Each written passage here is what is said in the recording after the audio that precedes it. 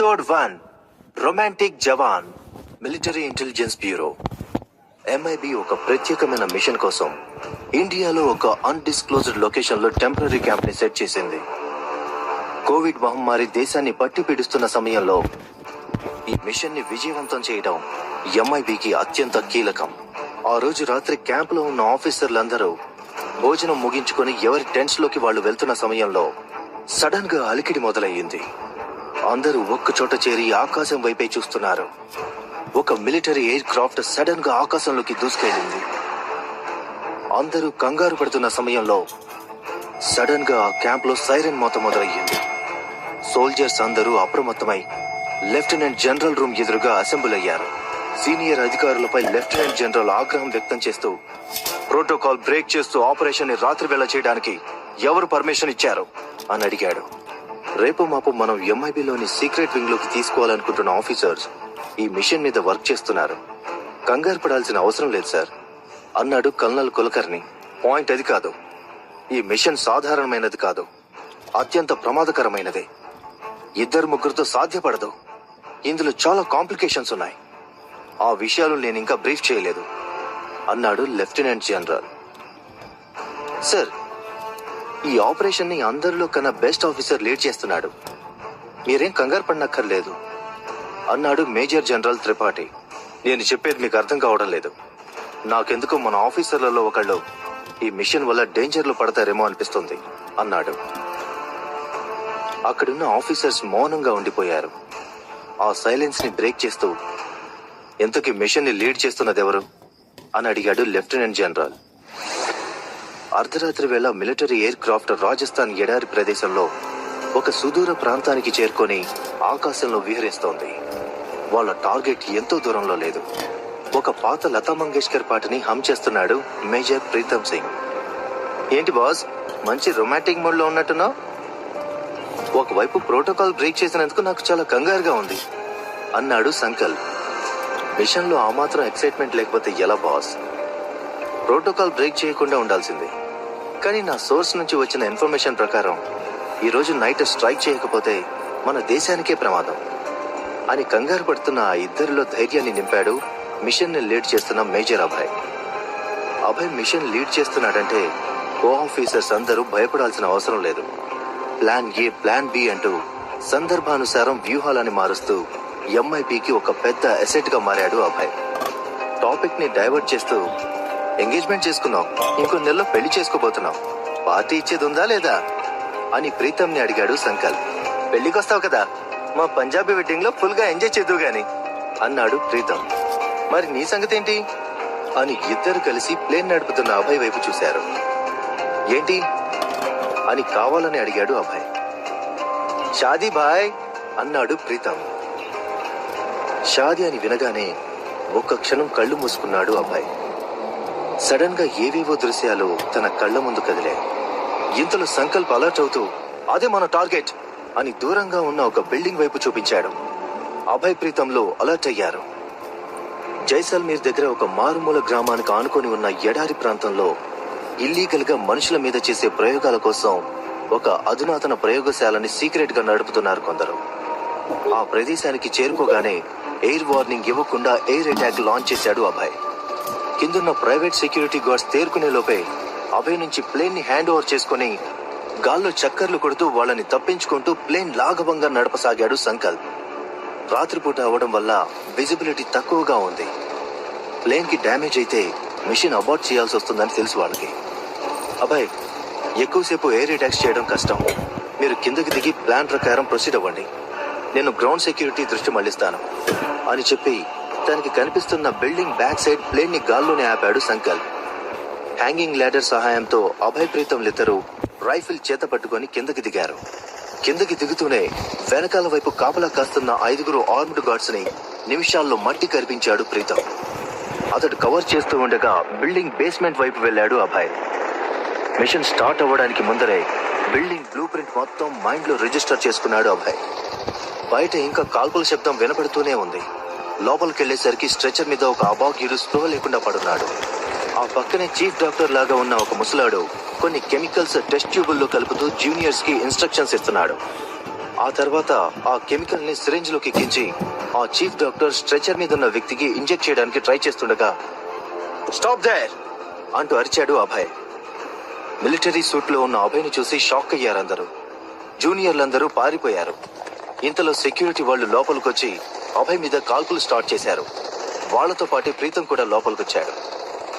Pritam save him అంటూ stretcher మీద ఉన్న వ్యక్తిని చూపించాడు. ప్రీతం ఆ వ్యక్తిని మోసుకుంటూ వెళ్లి బయట పడుకోబెట్టి తిరిగి లోపలికొచ్చాడు. ఒకవైపు సెక్యూరిటీ వాళ్ళ మీద ప్రీతం ఫైరింగ్ చేస్తుంటే మరోవైపు అభయ్ ఆ ల్యాబ్ ని ధ్వంసం చేస్తూ ఫైర్ చేస్తున్నాడు. ఆ బుల్లెట్ల వర్షాన్ని తప్పించుకుంటూ బేస్మెంట్ ఎగ్జిట్ వైపు వెళ్తున్న డాక్టర్ ని గమనించి పరుగున అక్కడికి చేరుకున్నాడు ప్రీతం. రైఫిల్ బట్ తో డాక్టర్ నెత్తి మీద బలంగా కొట్టాడు. కోపంతో ఆ ముసలాడి ముఖం ఎర్రబడింది. వెనక్కి తిరిగి తన చేతిలో ఉన్న ఇంజెక్షన్ తో ప్రీతం మీదకి ఎగబడ్డాడు. ప్రీతం తప్పించుకోవడానికి చాలా ప్రయత్నం చేశాడు. కానీ ఆ డాక్టర్ మొండి బలంతో ప్రీతంకి ఎలాగైనా ఇంజెక్షన్ ఎక్కించాలని ట్రై చేస్తున్నాడు. దూరం నుంచి ఇది గమనించిన అభయ్ ప్రీతంని కాపాడాలని డాక్టర్ ని ఎయిమ్ చేశాడు. కానీ అతడి రైఫిల్లో బుల్లెట్స్ అయిపోయాయి. ఈలోగా ఇద్దరు గార్డ్స్ అభయ్ మీదకి అటాక్ కి రావడంతో వారి మీద గాల్లోకి ఎగిరి మొదటి గార్డ్ తలని కాళ్ళ మధ్యలో లాక్ చేసి నేల మీద పడేశాడు.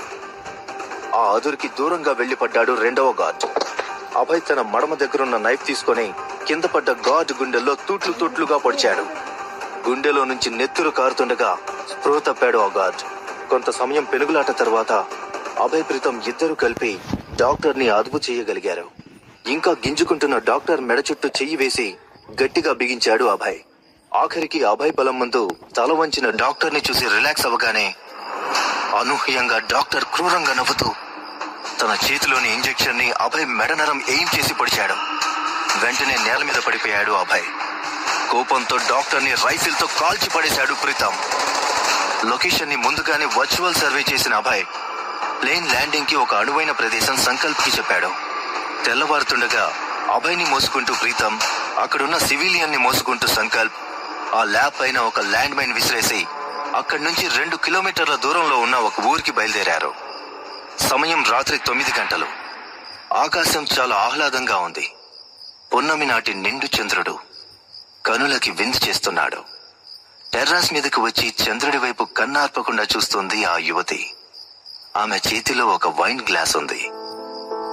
వైన్ ఒకసారి సిప్ చేసి మళ్ళీ చంద్రుడి వైపు చూసింది. నీలో నాకు నచ్చిన క్వాలిటీ ఏంటో తెలుసా? తన పక్క నుండి ఒక వాయిస్ వినిపిస్తే అటువైపు తిరిగి చూసింది ఆ యువతి. నవ్వుతున్న అతని ముఖం చూడగానే ఆమె ఇప్పటి వరకు అనుభవించిన ఒంటరితనం దూరం అయిపోయినట్టుగా ఆమె కనిపించింది. ఏంటి? వణుకుతున్న పెదాలతో అడిగిందామె. నీ కళ్ళంటే నాకు చాలా ఇష్టం అన్నాడతడు. ఎందుకు అని అడిగిందామె. నిశ్శబ్దం, ఒక పీస్ఫుల్ ఫీలింగ్ అని ఆమె చేతిలో డ్రింక్ తీసుకుని తాగాడు ఆ యువకుడు. ఆ డ్రింక్ తాగడంతోనే అతని కళ్ళు ఎర్రగా మారాయి. అర్థం కాలేదు అందామె. గందరగోళంగా ఉన్న ఈ ప్రపంచాన్ని మర్చిపోవడానికి ఒక్కసారి నీ కళ్ళు చూస్తే స్తంభించిపోయినట్టుగా అనిపిస్తుంది. నిశ్శబ్దం తప్ప ఇంకేం కనిపించదు. ఇట్స్ ఎ పీస్ఫుల్ ఫీలింగ్ అన్నాడతడు. ఆమె చిన్నగా నవ్వింది.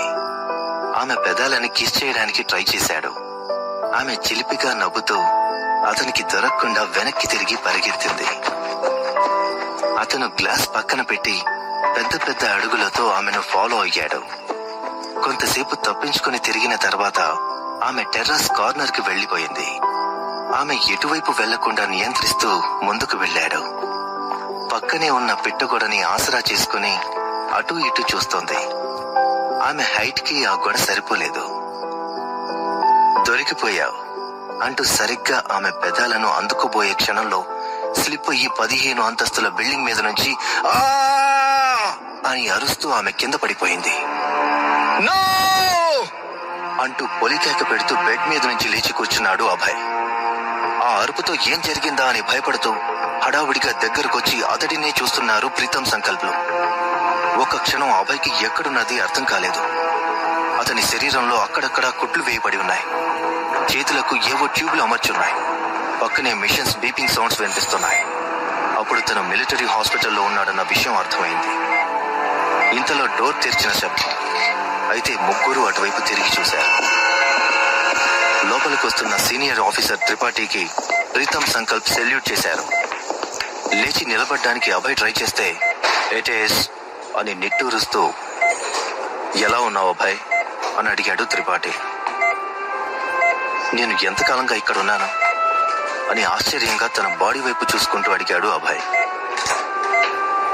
నువ్వు సొంతంగా టేకప్ చేసిన మిషన్ గురించి నీకే గుర్తు లేకపోవడం ఆశ్చర్యంగా ఉంది. రేపు లెఫ్టినెంట్ జనరల్ తో నీకు మీటింగ్ ఉంది. అక్కడ నువ్వు ప్రోటోకాల్ బ్రేక్ చేసినందుకు వివరణ ఇచ్చుకోవాల్సి ఉంటుంది అన్నాడు త్రిపాఠి. ఇంతలో డాక్టర్ వచ్చి అభయ్ వైటల్ చెక్ చేసి త్రిపాఠితో పాటు బయటికి నడిచాడు. పొజిషన్ ఏంటి డాక్టర్ అని కుతూహలంతో అడిగాడు త్రిపాఠి. అతి తక్కువ సమయంలో చాలా వెయిట్ లాస్ అయ్యాడు. తన బాడీలోకి ఇంజెక్ట్ చేసిన కెమికల్ ని కనుక్కోవడానికి టెస్ట్ చేశాము. రిపోర్ట్స్ రావడానికి సమయం పడుతుంది. రాజస్థాన్ నుండి మిలిటరీ బేస్ క్యాంప్ కి తీసుకురావడంలో బాగా లేట్ చేశారు.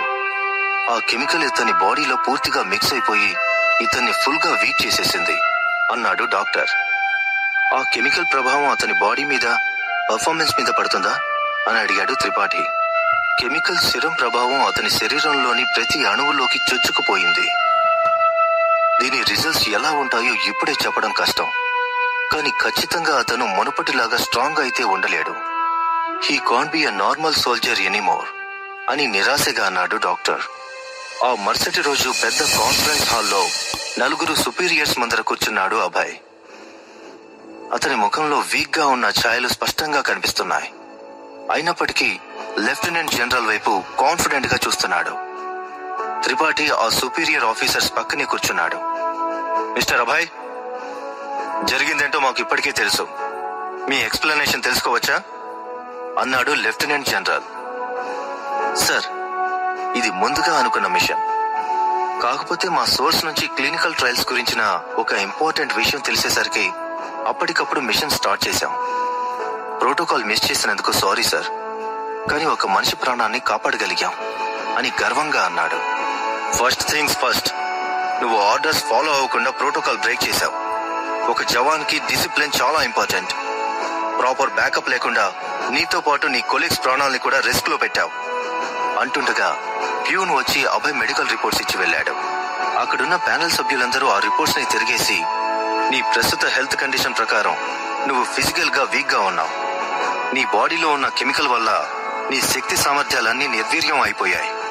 మన మిలిటరీ ఇంటెలిజెన్స్ బ్యూరోలోని నేత్రా రెజిమెంటల్ కి నిన్ను ట్రాన్స్ఫర్ చేయాలని ప్రపోజల్ నీకు కూడా తెలుసు. కానీ అన్ఫార్చునేట్లీ ఇకపై నువ్వు MIBలో నీ స్థానాన్ని కూడా కోల్పోబోతున్నావు అని లెఫ్టినెంట్ జనరల్ డిక్లేర్ చేసి వెళ్లిపోయాడు. ఉవికి వస్తున్న దుఃఖాన్ని ఆపుకొని తన ముఖంలో గాంభీర్యం కోల్పోకుండా మౌనంగా మారు మాట్లాడకుండా అలానే ఉండిపోయాడు అభయ్.